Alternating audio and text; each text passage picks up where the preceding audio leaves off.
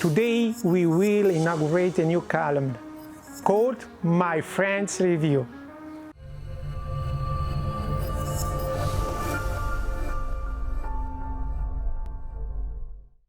Participating, it's really simple. You need just your mobile. Produce your Goldentyre tire review and send to this email address. Don't forget, use the mobile in a horizontal way.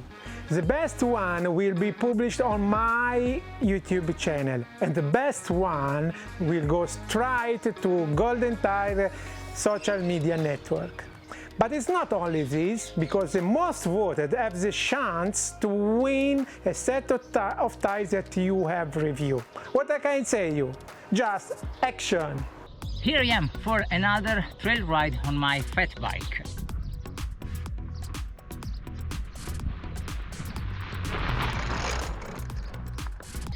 Today I'm going to test the Goldentyre GTBIG FOOT 4.0.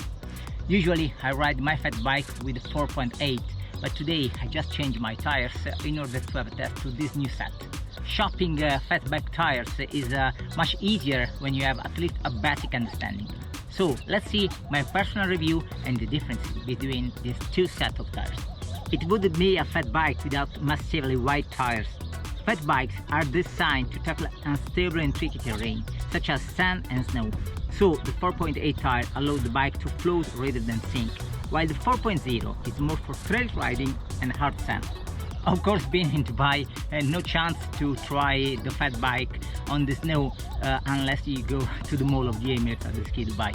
But I also have another fat bike in my mountain house. When you ride on the snow, the risk is mostly the ice, and their fat bike tires can be not enough to avoid your fall. So be very careful always. Generally, diameters of this kind of wheels is 26 inches for the old models, like mine for example, or 27.5 for the new models.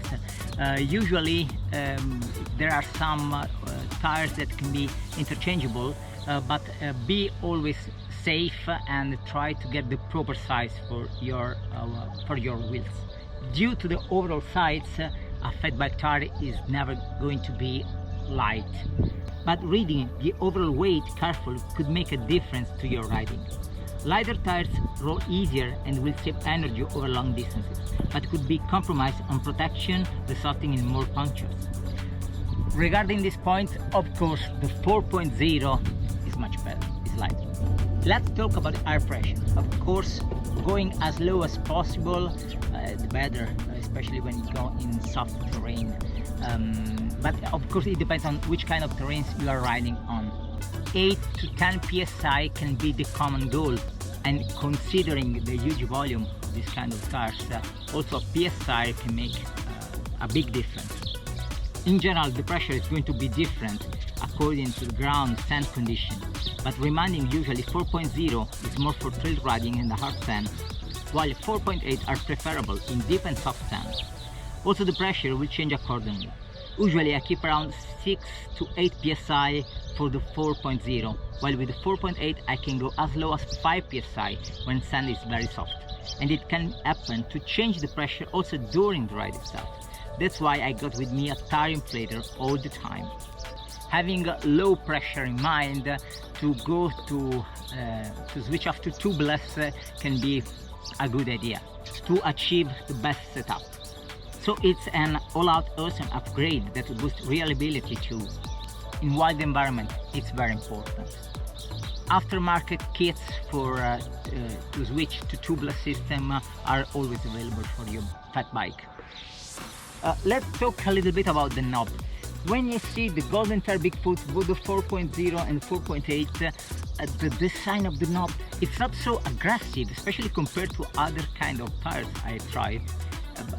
But I was really impressed how they were effective while riding.